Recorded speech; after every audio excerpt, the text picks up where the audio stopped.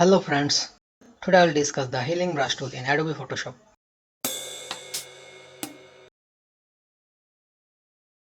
Here is the healing brush tool. Here are some options available.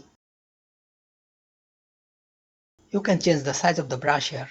You can also change the hardness of the brush. By clicking the right mouse button, you can pick a sample color. Here are various modes available. Source sampled by default. You can change diffusion here.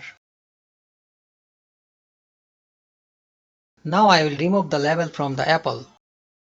By pressing Alt or plus left mouse button, I will pick up the sample part from this apple. Now click and move the mouse on the label.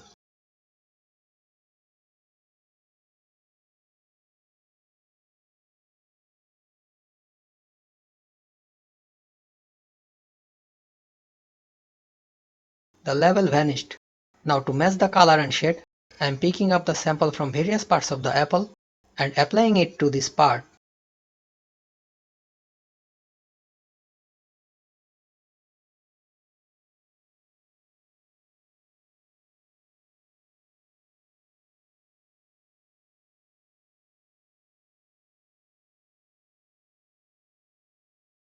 It is our final picture. Thanks for watching.